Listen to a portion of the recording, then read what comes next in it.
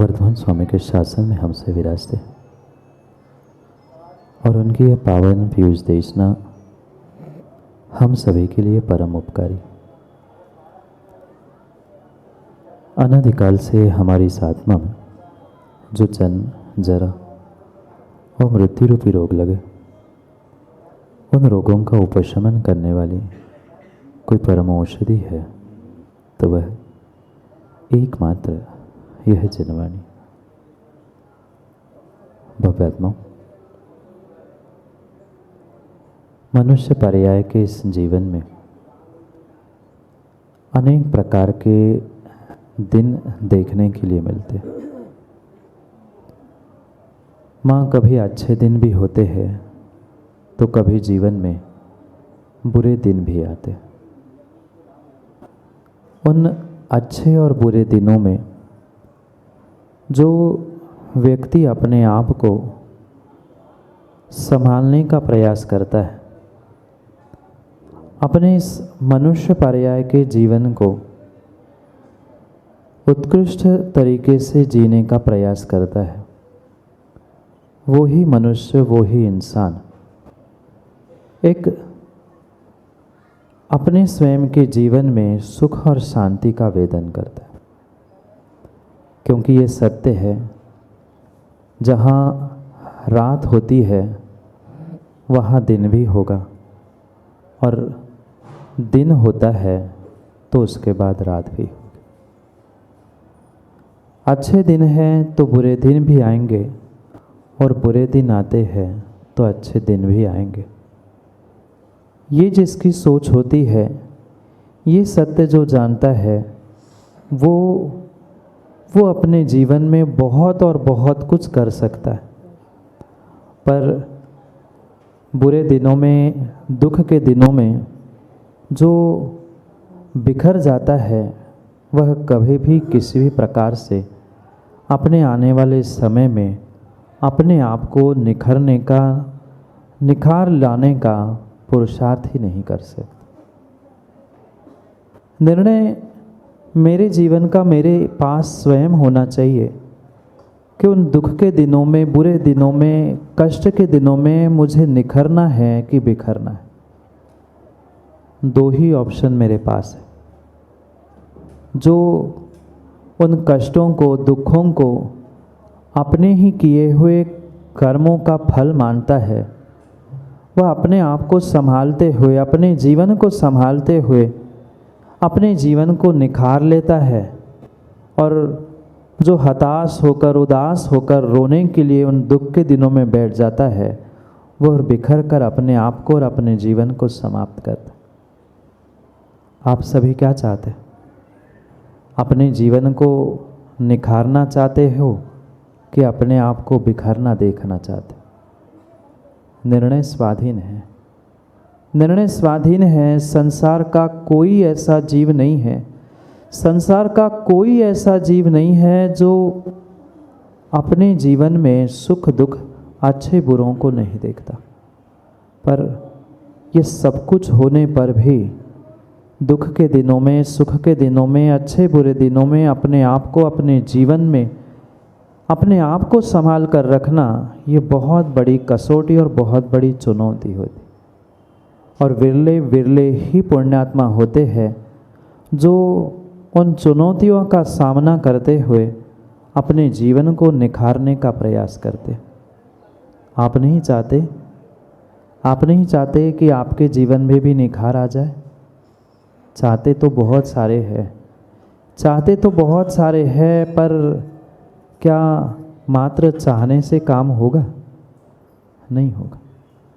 कभी मात्र चाहने से काम नहीं होगा। तत्जन्य हमें पुरुषार्थ भी करने की आवश्यकता है। और पुनः पुनः प्रतिदिन मैं एक ही बात सबसे कहना चाहता हूँ कि बहुत बड़ा पुरुषार्थ करने से ही आप बहुत बड़े हो जाओ ज़रूरी नहीं है। बहुत बड़े पुरुषार्थ से बहुत बड़े हो जाओ ज़रूरी नहीं है। छोटे छोटे पुरुषार्थ से भी व्यक्ति बहुत बड़ा होता है। और उस बहुत बड़े मंजिल तक, बहुत बड़े स्थान तक पहुंचने के लिए मेरा एक एक दिन का, एक एक मिनट का छोटा छोटा पुरुषार्थ भी मेरे जीवन को और मुझे अपने आप को बदलने के लिए निमित्त बन सकता है। जिन्होंने एक एक दिन, एक एक कदम अपने जीवन में फूंक फूंक के रखने का प्रयास किया, सोच समझकर कदम रखने का प्रयास किया, उन्होंने अपने जीवन में अपने आप को निखारने का प्रयास किया। और जो बिना सोचे समझे कदम उठाते हैं, बिना सोचे समझे अपने जीवन के छोटे बड़े निर्णय को करते हैं, वो पक्का है आज नहीं तो कल अपने जीवन में बिखरते ही बिखरते। आज जितने भी घर, परिवार, समाज, देश, राष्ट्र ये बिखरते हुए मिल रहे हैं, मात्र और मात्र बिना सोचे समझे किए गए, बिना सोचे समझे किए गए कार्य का ही ये फल है। और जो जीव इससे बचना चाहता है उसे आज, मतलब जो हमें वर्तमान में समय मिला है, उस समय का सदुपयोग करने की कला आनी चाहिए। मैं पुनः कह दूं, माँ, क्या आपके जीवन में कभी कष्ट के, दुख के दिन नहीं आए? आए होंगे, पक्का है। सबके जीवन में आते हैं, सबके जीवन में बुरे दिन आते हैं। पर उन बुरे दिनों में हमें किस प्रकार अपने आप को जीवन जीने के लिए ढालना है, ये मुझे निर्णय करना है। और बीते लगभग 3.5 महीने से हम आचार्य भगवान काम कुमार नंदी महाराज के उस नीति सुधा बिंदु के माध्यम से ये जीवन जीने की अद्भुत कला को ही इन एक एक नीतियों के माध्यम से समझने का प्रयास कर रहे कि सुख के दिन आएंगे, दुख के दिन आएंगे, तो इन सुख दुख के दिनों में मुझे जीवन जीना कैसे? क्योंकि आज सभी युवाओं के सामने और सभी मनुष्यों के सामने बहुत बड़ी समस्या है। एक मन का तनाव कह दो, चाहे उससे डिप्रेशन, टेंशन कह दो, और उससे भी अगर डिप्रेशन से, तनाव से, टेंशन से भी आपको निकलना है तो ये छोटी छोटी जो नीतियाँ आचार्य काम कुमार नंदी महाराज ने हमें बताई है, उन नीतियों को आत्मसात करने का प्रयास करेंगे तो पक्का मानना टेंशन, डिप्रेशन और जो भी तुम्हारी मानसिक या अन्य कोई समस्या है वो मिनटों में हल हो सकती है। पर जीव उसे समझने का, सुनने का ही प्रयास ना करे तो वह क्या उसे आत्मसात कर पाएगा? ये बहुत बड़ी समस्या। और ये ऐसे अद्भुत रहस्य एक एक पंक्ति और एक एक श्लोकों के माध्यम से दिए हैं कि जिसे व्यक्ति समझ लेगा वो पक्का पक्का अपने जीवन में बहुत कुछ बदलाव अपने आप से स्वयं से ला सकता है। क्योंकि जब अच्छे दिनों के बाद बुरे दिन आना ही हैं, बुरे दिनों के बाद पुनः अच्छे दिन आना ही हैं, तो क्यों ना हम हर समय संभल कर जीने का प्रयास करें, अच्छे दिनों में भी और बुरे दिनों में भी। और पक्का मानना माताओं, पक्का मानना, अच्छे दिनों में अगर संभल कर जीने का प्रयास किया है तो जीवन में कभी वैभव भाई बुरे दिन आ ही नहीं सकते। और माना कि पिछले कर्म के उदय से बुरे दिन आ भी गए हैं तो उन बुरे दिनों में भी पुनः हम संभल कर चलना सीख लेंगे। गुरु के दिए गए उपदेशों के अनुसार अपने जीवन में व्यवहार कुशलता के साथ इन नीतियों को आत्मसात करेंगे तो पक्का मानना उन बुरे दिनों में, दुख के दिनों में भी कभी आंखों से आंसू आ नहीं सकते। क्या करें महाराज, आजकल तो अच्छे दिनों में ही हमारे आंखों के आंसू बहते रहते हैं, बुरे दिनों की कहना ही क्या। अच्छे दिनों में भी रोते आदमी मिलते हैं, फिर बुरे दिनों में रोना ऐसा हो ही नहीं सकता। पर ये नीतियाँ ऐसी गजब की नीतियाँ हैं जो तुम्हें हंसते दिनों में भी और दुख के दिनों में भी कहीं न कहीं मुस्कुराना सिखा सकते। ये पुनः समझना मनुष्य पर्याय का जीवन है, मनुष्य पर्याय का जीवन है। और इस मनुष्य पर्याय के जीवन में अच्छे बुरे दिनों में संभल कर जीना ही वास्तव में मनुष्यों का सर्वश्रेष्ठ पुरुषार्थ। सर्वश्रेष्ठ पुरुषार्थ है मात्र संजीव जी जन्म लेना, पढ़ना लिखना, विवाह करना, बच्चों को पालन पोषण करना, इतना ही मनुष्य जीवन नहीं है, इतनी ही मनुष्य जीवन की सार्थकता नहीं है। ये तो एक त्रियंश भी करना चाहता है, एक त्रियंश भी करना जानता है। पर ये सब कुछ मिलने के बाद भी अंतिम समय में हमें लगे कि हाँ, मैंने मनुष्य पर्याय का जीवन जिया है, मैंने इस मनुष्य पर्याय में अपने लिए, परिवार के लिए, समाज के लिए, धर्म के लिए कुछ ना कुछ किया है, उसका ही जीवन धन्य है, उसका ही जीवन कृतकृत्य होता है। इस जीवन भर के पुरुषार्थ को अंतिम लक्ष्य तक ले जाने का प्रयास किया, वे ही अपने जीवन को धन्य करने वाले होते हैं। भगवान महावीर तो धन्य हो ही चुके, उन्होंने अपने जीवन को धन्य कर लिया और उनके उस ध्यान के माध्यम से उन्होंने उस किए गए धन्य दिवस को आज हम धन्य तेरस के रूप में मनाते हैं। पर कभी हम भी तो विचार करें, क्या हम भी उन त्रियंशों जैसे ही जीवन जीते रहेंगे? जीवन कब समाप्त हुआ, कब प्रारंभ हुआ, जहाँ हिसाब किताब ही नहीं है, वहाँ कभी हमारा जीवन, कभी हमारी पर्याय धन्य हो ही नहीं सकती। उस धन्य तेरस के दिन हमें भी अपने जीवन को, अपने आप को, अपनी पर्याय को धन्य करना है। तो कुछ धन परिणाम हमें जोड़ने की आवश्यकता है। धन तो हर कोई जोड़ता है, पर धन ये पौद्गलिक धन नहीं, धन सोच, यानी पॉजिटिव सोच अगर हमारे पास होगी तो ही हमारा धन्य तेरस मनाते हुए जीवन को धन्य करना संभव हो सकता है। क्या भगवान वर्धमान स्वामी पे उपसर्ग नहीं हुआ था? पारसनाथ भगवान के तो उपसर्ग को 10 भवों से, उनके इतिहास को तो हम जानते ही है, पर तीर्थंकर वर्धमान स्वामी के भी जीवन में वह उपसर्ग के दिन आए थे।